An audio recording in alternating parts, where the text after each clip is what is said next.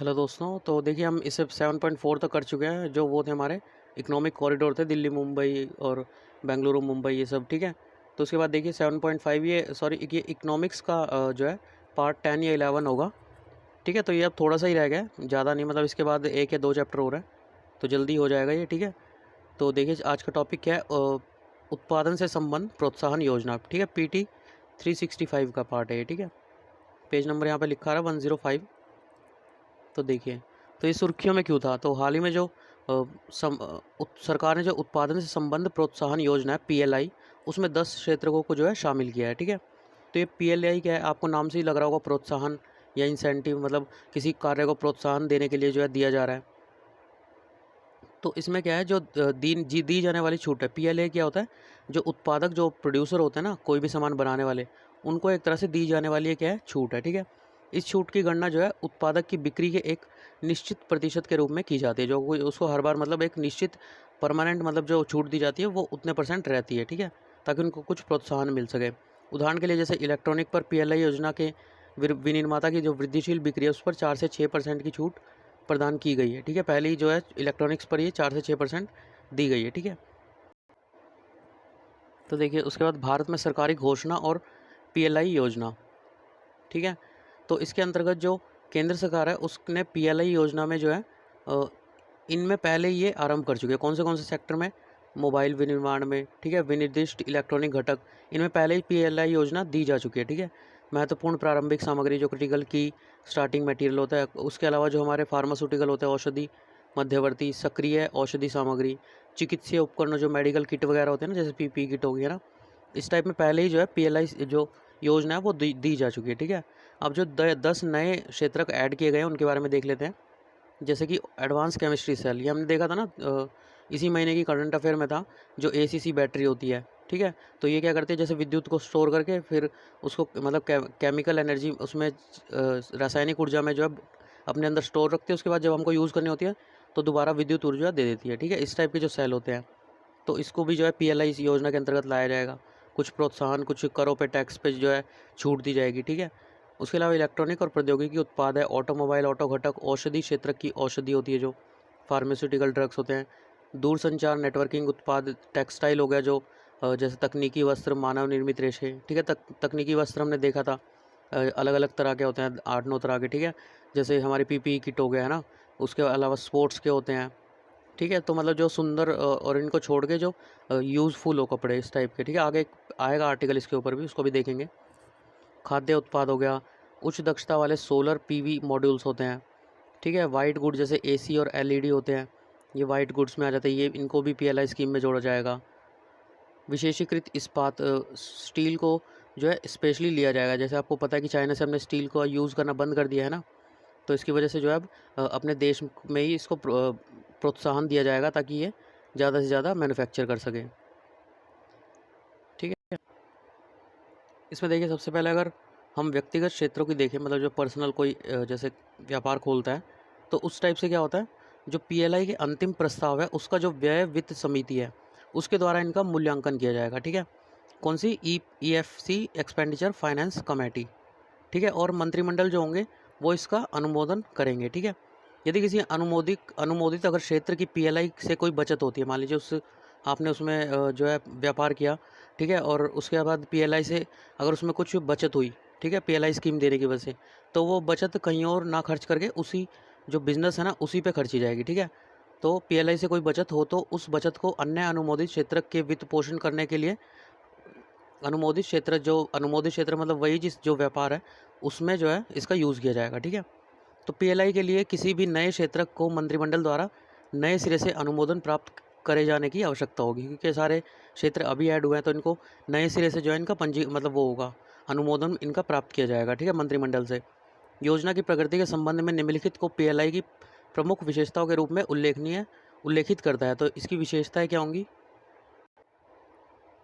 जो यह योजना होगी वो परिणाम आधारित होगी, ठीक है, जिसका अर्थ है कि उत्पादन होने के बाद ही प्रोत्साहन का वितरण किया जाएगा, ठीक है। पहले आप उत्पादन करेंगे, उसके बाद ही आपको जो है प्रोत्साहन मिलेगा, ठीक है, पहले ही मतलब नहीं मिलेगा इसमें, ये कहा जा रहा है। उसके बाद इसके तहत जो प्रोत्साहन की गणना है वो उच्च वृद्धि दर की बजाय, मतलब आप माल ज़्यादा प्रोड्यूस ना कर ले, इसकी बजाय वृद्धिशील जो उत्पादन होगा, मतलब आपने माल बनाया और उसके साथ के साथ क्या है, खपत भी हो रही है, इस पर आधारित होगा। ठीक है, इस योजना के तहत प्रतिभागियों का चयन उनके आकार, क्या साइज़ है आपकी कंपनी का, उनकी व्यापकता मतलब कितनी आपकी रेंज कितनी है, तो उसके आधार पर किया जाएगा ताकि वे अधिक मात्रा में माल का वितरण कर सके। इसके तहत क्षेत्रकों का चयन जो होगा वो आधुनिक प्रौद्योगिकी को कवर करने वाले वैश्विक मूल्यांकन श्रृंखला जो है उसके साथ एकीकरण के लिए जो क्षेत्रक, रोजगार सृजन करने वाले क्षेत्रक और जो ग्रामीण अर्थव्यवस्था से घनिष्ठ रूप से संबंध क्षेत्रक है। ठीक है, ग्रामीण अर्थव्यवस्था से घनिष्ठ रूप से संबंध जो क्षेत्रक है उनके प्रति अत्यधिक उन्मुक्त रहते हुए किया जाएगा। उनके प्रति मतलब ये ज़्यादा संवेदनशील रहेंगे। ठीक है, साथ ही जो इलेक्ट्रॉनिक के लिए पहले ही पीएलआई में जो है ये अभिकल्पना के समर्थन की मात्रा प्रत्यक्ष रूप से निर्यात या मूल्यवर्धन से जुड़ी नहीं होगी। ठीक है, जो इलेक्ट्रॉनिक्स के व्यापार होंगे उनकी जो कैलकुलेशन की होगी तो वो विश्व व्यापार संगठन की प्रतिबद्धताओं के अनुरूप हो सकेगी। ठीक है, उसके बाद एमएसएमई सेक्टर देखिए, तो इसके अंतर्गत क्या बताया गया है कि पहले देखिए जो होते हैं, जो माइक्रो सूक्ष्म जो होते हैं, ठीक है, स्मॉल हो गए, और जैसे ये सूक्ष्म, लघु और मध्यम, तो इनका साइज़ क्या होता है, माइक्रो किसे कहते हैं, जिसमें इन्वेस्टमेंट 1 करोड़ से कम हो और एनुअल टर्नओवर जो पैसे का लेन देन हुआ है टोटल वो 5 करोड़ से कम हो, तो वो माइक्रो होता है। स्मॉल क्या होता है, सेम इन्वेस्टमेंट 10 करोड़ से और एनुअल टर्नओवर 50 करोड़ से कम हो, और मीडियम में इन्वेस्टमेंट 50 करोड़ और एनुअल टर्नओवर 250 करोड़, इन दोनों से कम वाले मीडियम होते हैं। ठीक है, तो इन्हीं क्षेत्रक के लिए जो है मध्यम उद्योगों को संयंत्र और मशीनों, उपकरणों में निवेश तथा कुल वार्षिक कारोबार के एक समग्र मानदंड के अनुसार इसे वर्गीकृत किया गया है। ठीक है, ये वर्गीकरण दिखाया गया है इसमें, तो इसे देख लीजिएगा, ये क्लासिफिकेशन तीनों की है अलग अलग, तो इसे ध्यान में रखिएगा, 1, 5, 10, 50, 50, 250। ठीक है, आगे देखते हैं। तो इसमें देखिए सिग्निफिकेंस क्या है एमएसएमई के, तो ऑलमोस्ट जो 55.8 मिलियन एंटरप्राइजेज है, कंपनियां हैं, एम्प्लॉइंग 124 मिलियन पीपल, इतने लोगों को ये रोजगार दे रही है। Account for 29% of India GDP, India GDP का 29% एमएसएमई है, और 45% ऑफ एक्सपोर्ट जो हम निर्यात करते हैं, ठीक है, उसका 45% इसी से होता है। Also play important role in promotion of traditional goods, जो ट्रेडिशनल गुड है उनका प्रमोशन करती है। वुमेन एम्पावरमेंट, रूरल इंफ्रास्ट्रक्चर अच्छा करती हैं, इनकम ऑगमेंटेशन, ठीक है, मतलब हमारे जो पैसा मिलता है तनख्वाह पे जो है ये आधारित होती है। उसके अलावा जो सरकारी पहलें, आत्मनिर्भर भारत पैकेज के तहत जो एमएसएमई क्षेत्र की वित्तीय सहायता के लिए कुछ सरकारी जो पहले थी, ठीक है, जैसे पहली क्या है, ECLGS मतलब emergency credit line guarantee scheme. तो इस योजना के तहत जो हमारी NCGTC थी, जो national credit guarantee trustee company limited थी, इसके द्वारा जो पात्र एमएसएमई थे या इच्छुक जो मुद्रा थे, उनको जो है 3 लाख करोड़ रुपए तक के संपार्श्विक मुक्त स्वचालित ऋण पर गारंटीकृत आपातकालीन क्रेडिट लाइन सुविधा के रूप में 100% गारंटी कवरेज दी गई। ठीक है, मतलब संपार्श्विक मुक्त क्या है, जो अतिरिक्त, जैसे कि आपने अगर EMI टाइम पे आपने पे नहीं की, ठीक है, तो उसमें अतिरिक्त पैसा देते हैं ना आप, तो ये संपार्श्विक मुक्त स्वचालित ऋण था। ठीक है, मतलब इसमें कोई भी आपको संपार्श्विक जो है प्रदान जो है ऋण नहीं देना होगा। ठीक है, इसके अंतर्गत जो गारंटीड इमरजेंसी क्रेडिट लाइन थी उसकी सुविधा के रूप में इसे 100% गारंटी कवरेज जो है प्रदान किया गया। ठीक है, जो GECL है, गारंटी इमरजेंसी क्रेडिट लाइन, ये एक ऐसा ऋण होता है जो राष्ट्रीय क्रेडिट जो गारंटी ट्रस्टी कंपनी है उसके द्वारा जितने भी मेंबर लैंडिंग इंस्टीट्यूशंस होते हैं उनको 100% गारंटी प्रदान करता है। ठीक है, विस्तारित वाले जो संभावित MSME है, मतलब ये हमें संभावित है कि इनका विस्तार फ्यूचर में बहुत होगा। ठीक है, जैसे इलेक्ट्रॉनिक आज के टाइम में देखें तो इलेक्ट्रॉनिक्स हो गए, हमारे इलेक्ट्रॉनिक जितने भी गैजेट्स हो गए, है ना, और या फिर ऑनलाइन जैसे हमारा जियो इतना ग्रोथ कर रहा है तो उससे कुछ भी रिलेटेड होगा, तो ये फ्यूचर में मतलब ग्रोथ करेंगे ही करेंगे। तो ऐसी उस MSME की सहायता के लिए जो है 50,000 करोड़ रुपए की इक्विटी के निवेश के लिए फंड ऑफ फंड्स बनाया गया। ठीक है, जो मतलब इक्विटी जैसे वो होते हैं ना, जैसे आप शेयर वगैरह कोई जाके इंडिविजुअल ख़रीदता है, ठीक है, तो उसके लिए एक फंड ऑफ फंड्स इसके अंतर्गत बनाया गया। ठीक है, उसके अलावा जो CGSSD है, credit guarantee scheme for subordinate डेप्ट, इसके तहत जो प्रमोटर होते हैं ना, प्रमोटर मैंने जैसे आपको बताया था, जैसे बैंक खोलते हैं जो, ठीक है, तो 15 साल बाद जैसे अब उनको जो है 23% मिलने लगा है जो पैसा होता है उनको, ठीक है, हर साल कम होता जाता है, तो 15 साल बाद 23% बढ़ा दिया गया अब। ठीक है, तो ऐसे प्रमोटरों को 20,000 करोड़ रुपए का एक गारंटी कवर प्रदान किया जाएगा। मतलब एक तरह से जो उनका जो MSME खोलेंगे वो उन पे 20,000 करोड़ तक का एक गारंटी कवर उन्हें प्रदान किया जाएगा, जो अपने संकटग्रस्त जो भी MSME होंगे, ठीक है। इन फ्यूचर जिनका बिजनेस मतलब अब कोरोना की वजह से डूबने वाला होगा, उनमें आगे इक्विटी के रूप में निवेश करने के लिए बैंकों से ऋण प्राप्त कर सकेंगे। ठीक है। इसे जो है सूक्ष्म और लघु उद्यमों के लिए गारंटी फंड जो CGTMSE है, credit guarantee fund trust for micro and small enterprises, इसके द्वारा संचालित किया जाएगा। ठीक है। किसके द्वारा? ये 20,000 करोड़ की कैप जो है तो वो किसके द्वारा संचालित की जाएगी? CGTMS की, इसके द्वारा TMSE इसके द्वारा संचालित की जाएगी। जो ये है CGTMSE, इसके बैंकों द्वारा प्रदत्त 90% जो अधीनस्थ ऋण है इनकी गारंटी प्रदान करेगा। ठीक है। 90% मतलब इसका जो है वो इनके द्वारा प्रदान होगी। बाकी 10% जो भी इसके उधारकर्ता होंगे, सौंपे गए जमानत या जो अतिरिक्त जो मतलब वो पैसा मिलेगा अतिरिक्त जो ऋण के ऊपर मिलता है, उसके माध्यम से जो है ये कवर किया जाएगा। इंडिविजुअल जो कंपनी होगी ना, उससे प्राप्त किया जाएगा ये। ठीक है। उसके अलावा देखिए MSME को अब जो है उद्यम के नाम से जाना जाएगा। ठीक है। MSME विल नॉन एज उद्यम। अब MSME को उद्यम कहा जाएगा। हाल ही में जो MSME है उसके वर्गीकरण और पंजीकरण के लिए जो गाइडलाइंस थे उसके रूप में एक समेकित अधिसूचना जारी की गई है। ठीक है। इसके अतिरिक्त जो उद्यम है उनका पंजीकरण अब स्वघोषणा के आधार पर किया जाएगा। ठीक है। अपने आप मतलब खुद से घोषणा करके वो अपने जो उद्यम है उसका जो MSME कंपनी है उसका पंजीकरण कर सकते हैं। पहले क्या होता था, उसमें दस्तावेज, कागज, प्रमाण पत्र या साक्ष्य इनको अपलोड करना आवश्यक होता था। अब ऐसा नहीं है। ठीक है। तो जैसे कि ये फिगर दिखाया गया कि कॉमन इक्विटी, ठीक है, इसमें हाईएस्ट रिस्क होता है। मतलब ये ऐसे जैसे अगर जितना आप जो बड़ी बड़ी जैसे कंपनियां सीनियर डेप्ट बड़े बड़े उसमें ऋण लेती है तो उसमें अब लोअर रिस्क हो जाएगा। ठीक है, पैसा डूबने का। और जितना मतलब छोटे ऋण होते हैं इनमें ज़्यादा हाई रिस्क होता है पैसा डूबने का। ठीक है। शेयर वगैरह जो खरीदते हैं। ठीक है। तो ये आपने पीछे भी एक वो देखा होगा, मतलब आर्टिकल मुझे एग्जैक्ट याद नहीं है, उसमें भी ऐसे ही कुछ दिखाया गया था कि एक वो कैप बना दी गई। अब जितनी मतलब बड़ी कंपनियां जितना ज़्यादा लोन लेंगी उनके लिए उतना ही जो एक सेफ है, जैसे पैसे लेके जो भाग जाते हैं लोग, इस टाइप से उनको सेफेस्ट उसमें बनाया जाएगा। ठीक है। उसके अलावा जो सरकारी खरीद प्रक्रिया है उसमें भाग लेने के लिए जो MSME है उसको सक्षम करने के लिए 200 करोड़ रुपए तक की सरकारी निविदाओं के लिए वैश्विक निविदा पर प्रतिबंध लगाया गया। मतलब बाहर से जो वैश्विक कोई भी आके जो इसमें इन्वेस्ट करते थे उसको रोक दिया गया है। ठीक है। ये मतलब जो अब जो पैसा परचेज करेंगे वो सरकारी जितनी भी निविदा होती है उनसे ही पैसा लेंगे। ठीक है। MSME जो उसने हैं। उसके बाद देखिए information and communication technology ICT तो आधारित जो चैम्पियंस जो पोर्टल है तो उसे सूक्ष्म लघु मध्यम उद्यम मंत्रालय द्वारा प्रारंभ किया गया। कौन सा मंत्रालय? सूक्ष्म लघु मध्यम उद्यम। ठीक है। तो ये मंत्रालय है, इसके द्वारा इस चैम्पियन को जो है प्रारंभ किया गया। यह पोर्टल जो है एक वेब पोर्टल है, तो MSME को जो है प्रारंभिक सहायता प्रदान करेगा। इनिशियली जो पैसा चाहिए होता है, नए व्यावसायिक अवसरों को प्राप्त करने और अंततः राष्ट्रीय एवं अंतर्राष्ट्रीय चैंपियन बनने की दिशा में जो है गाइडलाइंस देगा। ठीक है। तो इसे पूरी तरह से केंद्रीकृत लोक शिक्षा निवारण एवं निगरानी प्रणाली जो CP ग्राम्स है, centralise public grievance redress and monitoring system, वह जो हमारा ये MSME का मंत्रालय है वही सूक्ष्म लघु मध्यम उद्यम, इसके अपने अन्य वेब आधारित तंत्रों के साथ इसे एकीकृत किया जाएगा, जो चैंपियंस जो पोर्टल है। ठीक है। अन्य संबंधित तथ्य जो एनिक अराइज है, एनिक का मतलब क्या है? अटल न्यू इंडिया चैलेंज। ठीक है। अराइज का मतलब क्या है? लघु और मध्यम उद्यमों हेतु अप्लाइड रिसर्च एंड इनोवेशन। तो इसका जो है शुभारंभ किया गया है। तो ये क्या करता है? जो अनुसंधान मतलब रिसर्च है और इनोवेशन या फिर नवाचार है उसको बढ़ावा देने, और जो भारतीय स्टार्टअप्स है सूक्ष्म लघु और मध्यम उद्यम है जो MSME है, इसकी प्रतिस्पर्धात्मक मतलब इनमें आपस में कंपटीशन क्षमता में वृद्धि करेगा, और हेतु अटल नवाचार मिशन जो है प्रारंभ किया गया। आपने सुना ही होगा अटल नवाचार मिशन।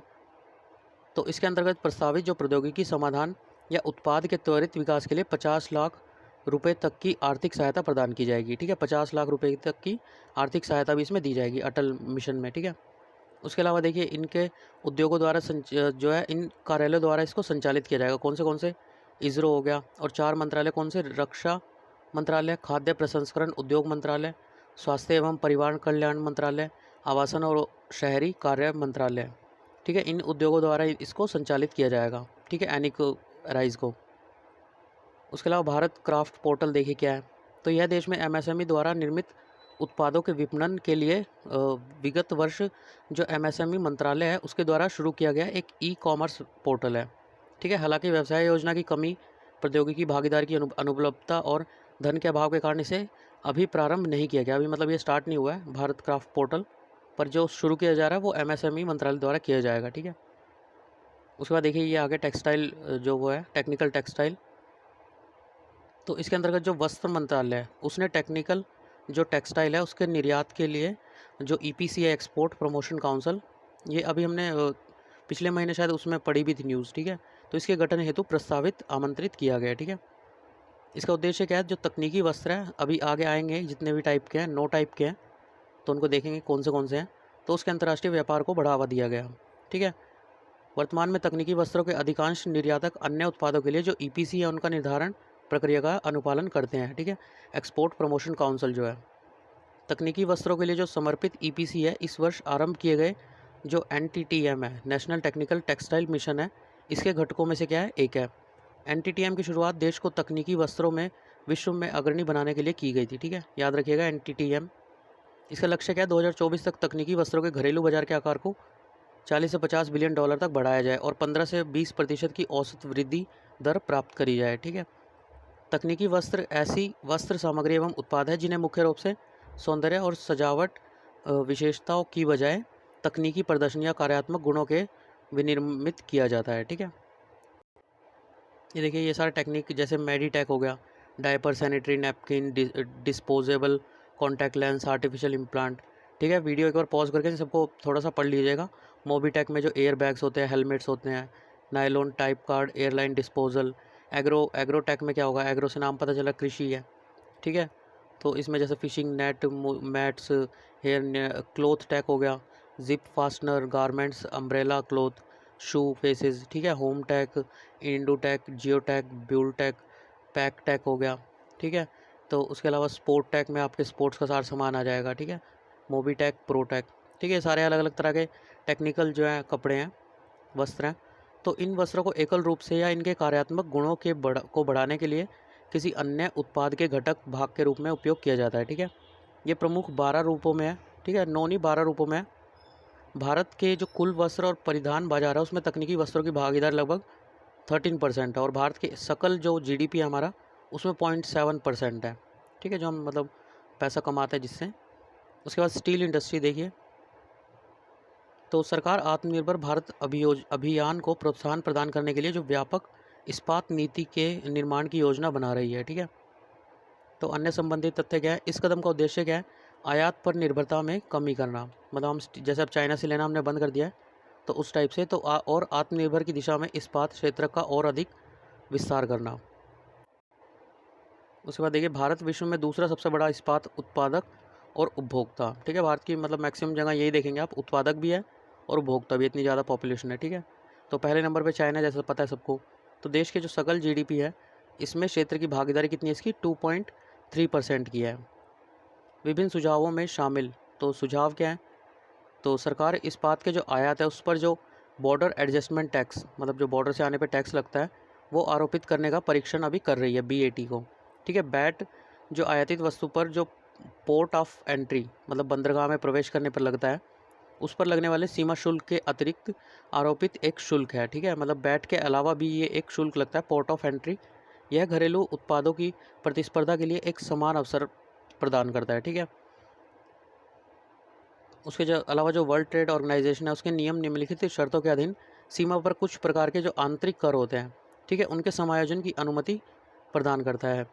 कर को जो आयातित वस्तुएं होती है जो मंगाते हैं हम, उसी प्रकार के घरेलू उत्पाद पर समान रूप से आरोपित किया जाना चाहिए। जो हमारे घरेलू उत्पाद है सेम उन पर भी लगना चाहिए। कर एक उत्पाद पर आरोपित किया जाना चाहिए तथा प्रत्यक्ष कर नहीं होना चाहिए, मतलब डायरेक्ट जो टैक्स होता है वो इसमें नहीं होता, ठीक है। इनडायरेक्ट टैक्स लगता है इस पर। कर को निर्यात पर सब्सिडी के रूप में लागू नहीं किया जाना चाहिए, मतलब ये नहीं है कि आपने कुछ, मान लीजिए आपने सामान बेचा 100 रुपये का, ठीक है, और था वो 90 रुपये का, तो ये नहीं है कि आप उस पर मतलब 10 रुपये का सब्सिडी दिखा दें, ठीक है। जितना आपको बेचना उस ओरिजिनल प्राइस पे बेचिए और साथ में उसके जो टैक्स लग रहा है वो सेम लगाइए, ठीक है।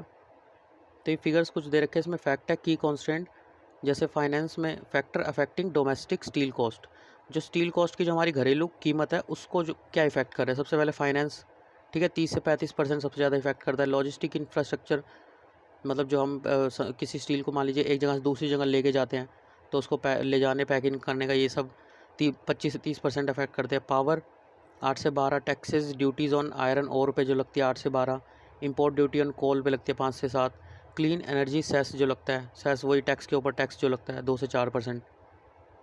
ठीक है, टोटल कॉस्ट डिसएडवांटेज 80 से 100% हो जाती है। ठीक है, तो ये देखिए जो एक्सपोर्ट और इंपोर्ट की अगर हम बात देखें तो 2017 में फाइनेंशियल ईयर जो था उसमें हमने एक्सपोर्ट किया 10.9, इंपोर्ट मंगाया 7.9।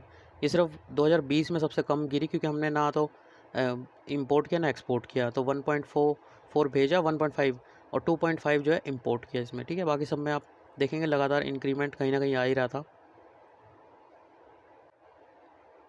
तो देखिए इस्पात उद्योग के लिए जो आरंभ की गई पहले है, सबसे पहले मिशन पूर्वोदय, मतलब नाम से पता चल रहा है पूर्व, तो हमारे पूर्व की बात हो रही होगी इंडिया में। तो इस इस्पात मंत्रालय द्वारा जो कोलकाता है उसमें एकीकृत जो इस्पात केंद्र है उसके माध्यम से पूर्वी भारत के त्वरित विकास हेतु जो भारतीय उद्योग संघ और जो जॉइंट प्लान कमेटी या फिर संयुक्त संयंत्र समिति है,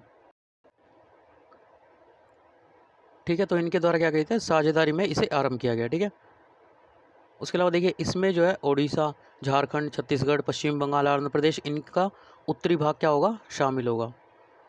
ठीक है, उसके उद्देश्य क्या है लागत और गुणवत्ता दोनों के मामले में तेज़ी से क्षमता बढ़ाना, इस्पात निर्माताओं की जो समग्र प्रतिस्पर्धा है उसमें सुधार करना, मतलब कंपटीशन आपस में बढ़ाना। ठीक है, उसके अलावा देखिए डीएमआई एंड एसपी, तो ये क्या होता है domestic manufacture iron and steel production. ठीक है, ये नीति 2017 में लागू हुई थी। इसमें जो है घरेलू इस्पात जो उद्योग था उसके विकास और वृद्धि को क्या किया गया प्रोत्साहित किया गया। ठीक है, तथा सरकार द्वारा वित्त पोषित जो परियोजनाएं थी उनमें निम्न गुणवत्ता युक्त जो अल्प लागत वाले आयातित इस्पात थे, ठीक है, जो बाहर से मंगाए जा रहे थे, उसके बढ़ते उपयोग को कम करने हेतु इसे बनाया गया था। ठीक है, 2017 में। उसके अलावा देखिए डीएमआई और एसपी के अंतर्गत लौह और इस्पात उत्पाद जो है सम्मिलित हैं। जो हमारा SEZ जो 0 से 12 किलोमीटर होता है ना, स्पेशल इकोनॉमिक जोन, मान लीजिए जैसे भारत है तो यहाँ से 12 किलोमीटर, यहाँ से बाउंड्री से 12 किलोमीटर तक SEZ होता है। ठीक है, तो इसके सहित भारत में पंजीकृत एवं स्थापित संस्थाओं द्वारा विनिर्मित किए गए थे। ठीक है, जो मैंने महेश कुमार बर्नवाल में पढ़ाया था, प्रादेशिक और वो ये विशेष आर्थिक जोन, तीनों तीनों पढ़ाए थे। ठीक है, तो उसमें देख लेना अगर सेकंड चैप्टर में या फर्स्ट चैप्टर में है वो।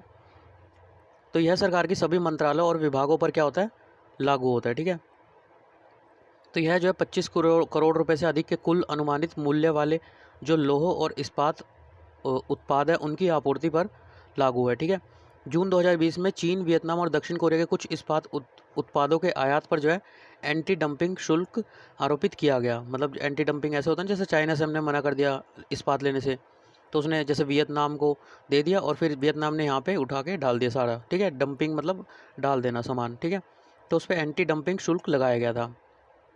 ठीक है, इसके ऊपर हमने जनवरी की उसमें ही पढ़ा था, मतलब एक वो बनाया जाए कि ये ओरिजिन कहाँ का ओरिजिन है, ये सब मतलब उस पर स्टील पे लिखा हुआ हो। ठीक है, तो 2017 में जो राष्ट्रीय इस्पात नीति उसको 2030 तक भारत की इस्पात विनिर्माण क्षमता को 300 मिलियन टन तक बढ़ाने के उद्देश्य से जो है प्रारंभ किया गया, 2017 में जो स्टार्ट की गई थी। ठीक है, अब देखिए अन्य अगर तथ्यों की बात करें तो रेल मंत्रालय की जो बोगियाँ और उसके आवंटन और लौह अयस्क के जो परिवहन के नियम है हेतु जो लौह अयस्क नीति 2021 जारी की गई है। ठीक है, इसके बारे में देखते हैं। तो ये क्या है लौह अयस्क नीति 2021, तो इसका उद्देश्य क्या है लौह अयस्क के ग्राहकों की जो अयस्क की परिवहन संबंधी जो संपूर्ण आवश्यकताएं हैं उनको पूर्ण करना। ठीक है, अगर हमने चाइना से लेना बंद कर दिया तो आवश्यकता तो वही रहेंगी, है ना, कोरोना की वजह से थोड़ा बहुत आगे पीछे हो सकता है पर कल को तो ज़रूरत पड़ेगी। ठीक है, तो घरेलू विनिर्माण से संबंध गतिविधियों के लिए लोहे या अयस्क की ढुलाई को मतलब उसके धोने वगैरह के लिए सर्वोच्चता प्राथमिकता दी जानी चाहिए। ठीक है, आयरन और होते हैं जैसे उनको धो के फिर उससे जो है लोहा बनाया जाता है। ठीक है, तो उसके अलावा देखिए जो घरेलू और वैश्विक स्तर पर जो कंपटीशन है प्रतिस्पर्धा है उसकी चुनौतियों का सामना करने के लिए इस्पात उद्योग को संपूर्ण लॉजिस्टिक सहायता प्रदान करना, मतलब जब वो लोहा बनाया था उससे उठा के और जहाँ पे उसको देना है वहाँ तक पहुँचा देना। ठीक है, उसके अलावा जो अर्थ के कोर क्षेत्र का उनको प्रोत्साहन प्रदान करना और देश के आर्थिक समृद्धि को बढ़ावा देना। ठीक है, रेलवे के अगर कुल माल परिवहन में लौह अयस्क जो है दूसरा सबसे प्रमुख माल है, पहला क्या है कोयला। ठीक है, सबसे पहला इसमें कोयला, फिर उसके बाद लोहा। तो भारत चौथा सबसे बड़ा लौह अयस्क उत्पादक देश है। ठीक है, तो ये देखिए शुरू के जो देश हैं वो दे रखे हैं ऑस्ट्रेलिया, ब्राज़ील, चाइना, फिर इंडिया, ठीक है। उसके बाद रशिया हो गया हमारा, और यूएसए 9वें नंबर पे आता है, ठीक है। इससे पहले क्या था, जो एफईपी था, फ्रंट इक्विलाइजेशन पॉलिसी 1952, तो इसके अंतर्गत जो लंबी दूरी के परिवहन थे उनमें लोहा, इस्पात, सीमेंट, इसी प्रकार के जो खनिज थे वो केंद्र सरकार द्वारा इन पे सब्सिडी दी जाती थी। 1952 का जो एक्ट था, ठीक है। इस नीति का उद्देश्य क्या है, जो अभी 21 में पारित हुई है, तो जो प्राकृतिक संसाधन है उसका पुनर्वितरण करना, ताकि सभी को जो है इन संसाधनों तक समान पहुंच प्रदान की जा सके। हालांकि इसने जो बिहार है और ओडिशा है, मतलब इनमें क्या है, संसाधन का अधिशेष है, मतलब लोहा, इस्पात, इन ये सब मैक्सिमम मात्रा में उगते हैं, ठीक है। उगते कह रहा हूँ, सॉरी, मिलते हैं, ठीक है, पाए जाते हैं। तो इससे जो है मतलब इनको लॉस हो रहा है, क्योंकि मान लीजिए अगर महाराष्ट्र में लोहा इस्पात मुझे वो करना है, तो सरकार इस पर सब्सिडी दे रही है, ठीक है। मुझे किसी दूसरी स्टेट से उठा के यहाँ पे डालूंगा तो इसे सब्सिडी मिलेगी, ठीक है। वो इसकी पूरे स्टेट के उसमें अकाउंट में जुड़ जाएगी जो सब्सिडी देगी सरकार, ठीक है। पर जहाँ पे पहले से ही है, विद्यमान है लोहा इस्पात, ठीक है, तो उनको तो सब्सिडी ये मिलेगी नहीं, है ना। तो इसकी वजह से जो है इनको वंचित कर दिया गया। अंततः भारत की अर्थव्यवस्था के उदारीकरण के उपरांत वर्ष 1993 में इसे समाप्त कर दिया गया, इसी वजह से, ठीक है। तो उसके बाद देखिए भारत में सौर विनिर्माण, जो सोलर मैन्युफैक्चरिंग ऑफ इंडिया, ठीक है। तो हाल ही में जो भारत है उसको 10 गीगावाट सौर उपकरण विनिर्माण क्षमता की स्थापना का जो है प्रस्ताव प्राप्त हुआ है, ठीक है। मतलब इस इतने का उसे जो है पावर प्लांट लगाना है निर्माण करने के लिए।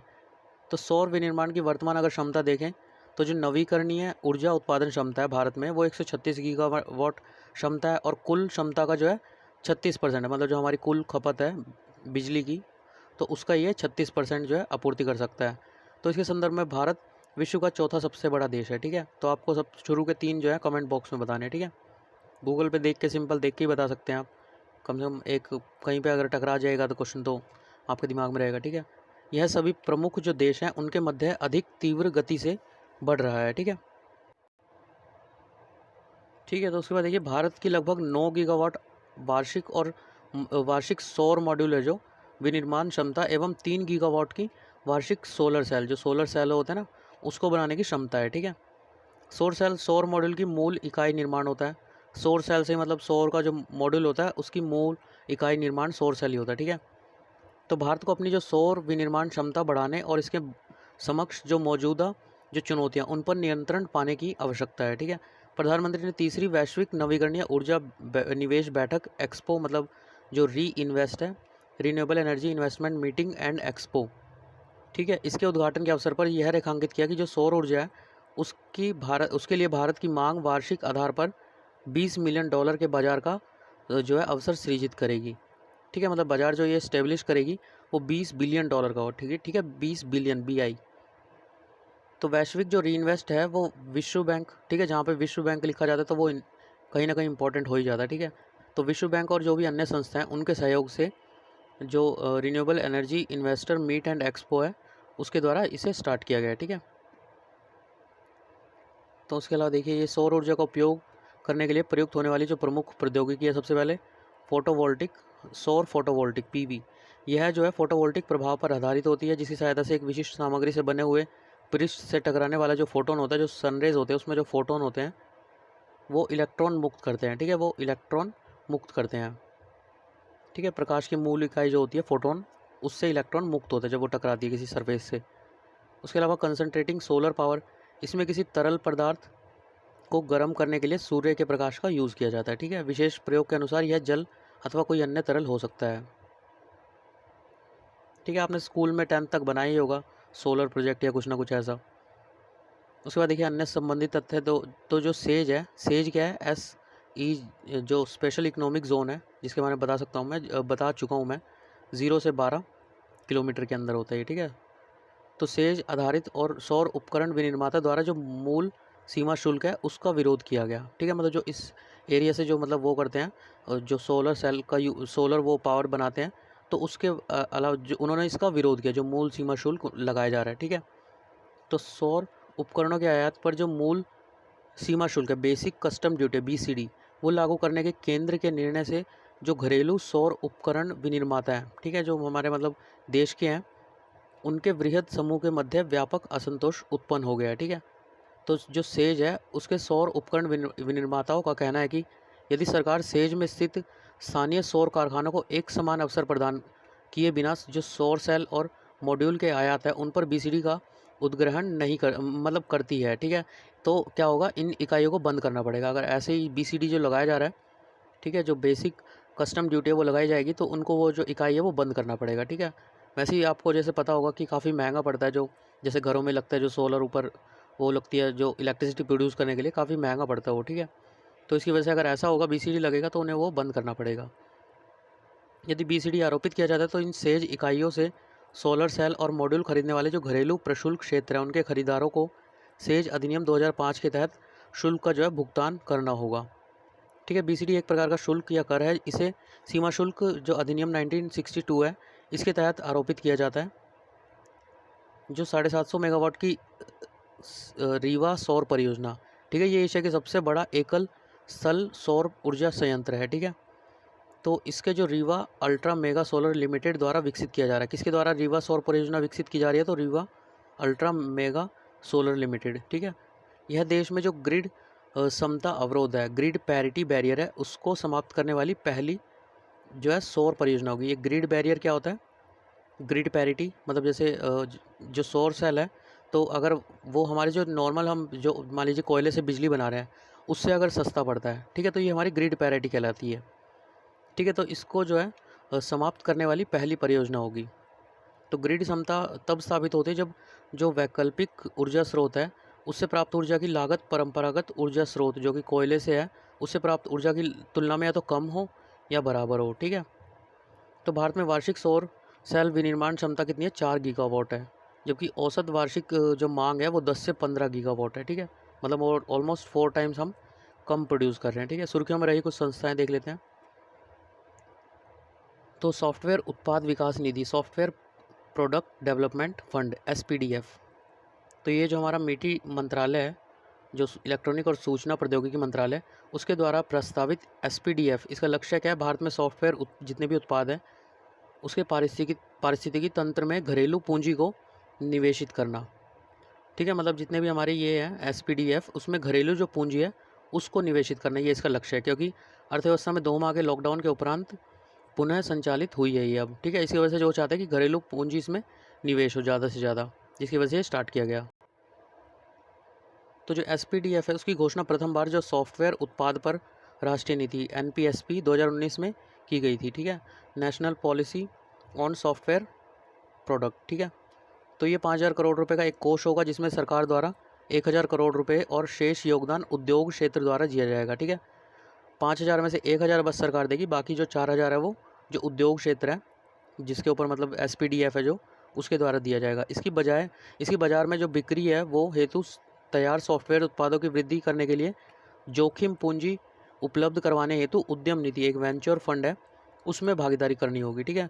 यह प्रौद्योगिकी और जो ज्ञान आधारित सॉफ्टवेयर उत्पाद स्टार्टअप उद्यम है उनकी पूंजीगत आवश्यकताओं तथा बैंकों जैसे जो पारंपरिक संस्थागत ऋणदाता हैं उससे उपलब्ध निधि के मध्य के अंतराल को समाप्त कर देगा, ठीक है। तो किसी में जो है अंतराल को समाप्त करेगा? एक तो जो प्रौद्योगिकी और जो ज्ञान आधारित सॉफ्टवेयर उत्पाद है, ठीक है, जो सॉफ्टवेयर होते हैं स्टार्टअप उद्यम उनकी जो पूंजीगत आवश्यकता है जो उनको पैसा चाहिए, और जो बैंकों से जैसे पारंपरिक संस्थागत ऋणदाता हैं उससे जो पैसा उन्हें मिलेगा, ठीक है। जो एसपीडीएफ है ये अपना पैसा जो लगा के इनके बीच के अंतर को समाप्त कर देगा, ठीक है। भारत को एक सॉफ्टवेयर उत्पाद राष्ट्र के रूप में विकसित करने के उद्देश्य से एनपीएसपी 2019 की घोषणा की गई थी जिसमें 5 मिशन प्रस्तावित है। क्या क्या मिशन है? सबसे पहले आईपी इंटेलेक्चुअल प्रॉपर्टी या बौद्धिक संपदा द्वारा संचालित सतत भारतीय सॉफ्टवेयर उत्पाद उद्योग, ठीक है, वो होता है ना सस्टेनेबल, हम यूज़ करें, हमारी जनरेशन आगे यूज़ करे, तो ऐसे उद्योग का सृजन करना जिसके परिणाम स्वरूप वर्ष 2025 तक जो है वैश्विक सॉफ्टवेयर उत्पाद बाजार के हिस्से में 10 गुना की वृद्धि हो सकती है। उसके अलावा टायर 2 टायर 3 ऐसे शहरों में भी जो है 1,000 प्रौद्योगिकी स्टार्टअप के साथ 10,000 प्रौद्योगिकी स्टार्टअप का निधियन ताकि वर्ष 2025 तक 3.5 मिलियन रोजगार सृजित हो सकें। उसके अलावा सॉफ्टवेयर उत्पाद उद्योग के लिए प्रतिभा पूल का निर्माण करना, ठीक है। आईसीटी जो है अवसंरचना विपणन इंक्यूबेशन परामर्श सहायता आदि के लिए क्लस्टर आधारित मतलब वही अलग अलग उसमें जो है गाँव में डिवाइड करके नवाचार संचालित पारिस्थितिकी तंत्र का निर्माण करना, ठीक है। ठीक है, इंफॉर्मेशन एंड कम्युनिकेशन टेक्नोलॉजी, ठीक है, इसके लिए जो भी हमारा इंफ्रास्ट्रक्चर होगा, ठीक है, उसको मार्केटिंग करना, इंक्यूबेशन, ठीक है, उसे मतलब भुनाना, एक तरह से बढ़ाना बिजनेस को, परामर्श सहायता आदि के साथ क्लस्टर आधारित जो है संचालित पारिस्थितिकी तंत्र का इसमें निर्माण किया जाएगा। उसके अलावा सरकार जो शैक्षणिक समुदाय है और जो उद्योग जगत है उसकी भागीदारी के साथ राष्ट्रीय सॉफ्टवेयर उत्पाद मिशन का आरंभ करेगा, ठीक है। उसके बाद देखिए नेशनल प्रोडक्टिविटी काउंसिल या फिर राष्ट्रीय उत्पादकता परिषद एनपीसी, तो ये क्या है, भारत में एक उत्पादकता संस्कृति को बढ़ावा देगा। उसके लिए जो है उद्योग का संवर्धन करना, आंतरिक व्यापार, जो डीपीआईआईटी हमारा डिपार्टमेंट है, इसके बारे में काफ़ी बार देख चुके हैं, एक बार गूगल करके फिर भी देख लीजिएगा, ठीक है। इसके प्रशासनिक नियंत्रण के अंतर्गत एक स्वायत्त संगठन है। यह सरकार, नियोक्ताओं, श्रमिक संगठनों, इसके साथ जो है प्रतिनिधित्व वाला एक त्रिपक्षीय, थ्री पार्टी जो होता है वो लाभकारी संगठन है, गैर लाभकारी संगठन है, मतलब एनजीओ है, ठीक है। तो एनपीसी को जो है भारतीय गुणवत्ता जो परिषद है, क्वालिटी कंट्रोल ऑफ इंडिया है, उसके साथ राष्ट्रीय प्रमाणन निकाय प्रत्यायन बोर्ड द्वारा ISO 1720/2012 सन प्रत्यायन प्रदान किया गया है। मतलब ये सब टेक्निकल चीज़ें हैं, थोड़ा सा बस ध्यान रखिएगा। तो एनपीसी को यह प्रत्यायन जो हमारी खाद्य सुरक्षा, लेखा परीक्षण उसके क्षेत्र में और कृषिगत उत्पादों इन सब के क्षेत्र में, मतलब जो ऑडिट होता है ना, ऑडिट आपने सुना होगा, ठीक है, ऑडिट का काम जो है एनपीसी द्वारा किया जाता है, लेखा परीक्षण जिसे बोलते हैं ना। तो इन जो कृषिगत है और जो खाद्य सुरक्षा, इसमें उल्लेखनीय निरीक्षण व लेखा परीक्षण जो कैग होता है ना, उसके कार्यों के लिए इसे दिया गया, ठीक है।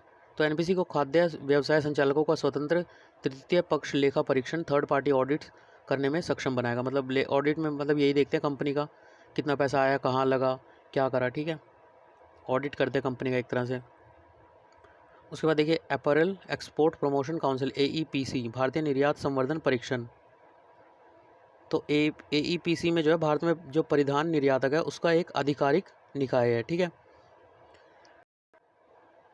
ठीक है, तो मतलब ये परिधान का मतलब क्या होता है, जो वस्त्र होते हैं ना उनको परिधान बोलते हैं, जो पहनने की चीज़ें होती है, ठीक है।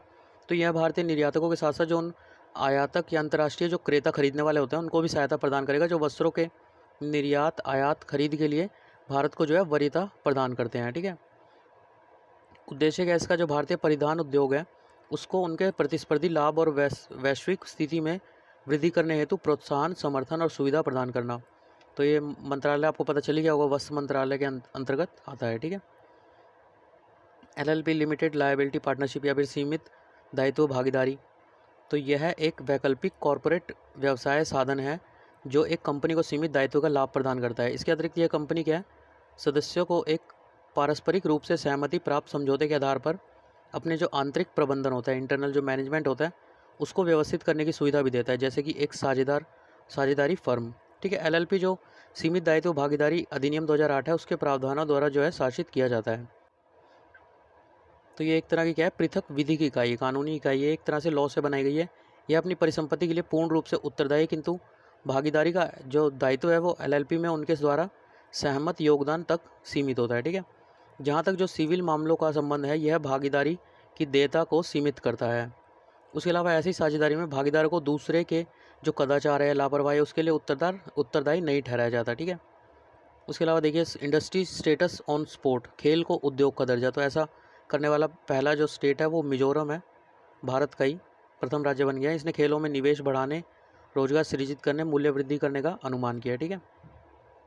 उसके बाद देखिए अगला है एस्पायर, तो ये शायद आपने पहले भी पढ़ा होगा, automotive solution portal for industry research and education. इसलिए मैं कहता हूँ कि डेली करंट अफेयर विज़न के ज़्यादा अच्छे हैं वैसे, क्योंकि विज़न हम मंथली पढ़ रहे हैं, तो विज़न ही अगर डेली पढ़ेंगे तो पूरा उठ के वहाँ का सारा यहाँ पे आ जाता है, बस वहाँ पे थोड़ा अच्छे से दिया होता है, यहाँ पे थोड़ा काट पीट के उसको छोटा करके दिया होता है, ठीक है। तो काफ़ी अच्छा रहेगा, पर वही है कि अपलोड करता हूँ मैं तो वीडियो कुछ खास व्यूज़ आते नहीं, तो मेरा मन नहीं करता फिर बनाने का। चलिए ठीक है, देखिए आगे देखिए। इसे जो है जो एस्पायर है, जो किसके द्वारा विकसित किया गया है, international centre for automotive technology, जिसे ICAT कहा जाता है, ठीक है। तो ICAT वस्तुतः जो राष्ट्रीय मोटर वाहन परीक्षण तथा अनुसंधान एवं विकास संरचना है, नेट्रिप जिसे बोलते हैं, national automotive testing and research and development infrastructure project. तो इसके तत्वाधान में एक मोटर वाहन परीक्षण, प्रमाणन और अनुसंधान एवं विकास सेवा जो है प्रदाता है। यह जो भारी उद्योग विभाग है, भारी उद्योग एवं लोक उद्यम विभाग, जो department of heavy industry, ministry of heavy industry and public enterprises HI&PE की एक पहल है, ठीक है। इस पोर्टल का मुख्य उद्देश्य क्या है? भारतीय मोटर वाहन उद्योग को आत्मनिर्भर बनाना हेतु सुविधा प्रदान करना। इसके तहत विभिन्न संबद्ध क्षेत्रों के हितधारकों को एकजुट करके नवाचार, जो इनोवेशन और वैश्विक प्रौद्योगिकी है, ठीक है, उसकी उपलब्धियों को अंगीकृत करने में सहायता प्रदान की जाएगी। ठीक है, तो ये चैप्टर हमारा आज ख़त्म हो गया। इसके बाद देखते हैं आज या कल में ही नया चैप्टर स्टार्ट करेंगे। ठीक है, तो उसके अलावा देखते हैं जो आपको पसंद आता है या जो आपको लगता है कि इस टॉपिक के वीडियो कम है तो आप कमेंट बॉक्स में बता सकते हैं, मैं उस टॉपिक पे बना दूंगा। अभी हमारा जो करंट में चल रहा है, इकोनॉमी चल रहा है, एनवायरनमेंट चल रहा है, ठीक है, उसके बाद एक साइंस टेक चल रहा है। ठीक है, इन तीनों में से जिसको भी आपको लगता है कि वीडियोज़ इस पर कम आ रहे हैं तो आप बता सकते हैं, या तो ये बात तो आप कंप्लीट ही होने वाला है। ठीक है, आप देखेंगे अगर तो इसके कितने 117 पे हम हैं ही, 113 पे हम हैं, और ऑलमोस्ट 144 के अराउंड पेजेस है इसमें। ठीक है, तो 1 या 2 क्लास में ख़त्म हो गए। ठीक है, चलिए तब तक आप क्या बोलते हैं, घर में अकेले बैठिए, किताब लीजिए और क्या करते रहिए, पढ़ते रहिए। ठीक है, उसके अलावा पसंद आता वीडियो तो लाइक सब्सक्राइब करिए। And thank you for watching my video and have a good day.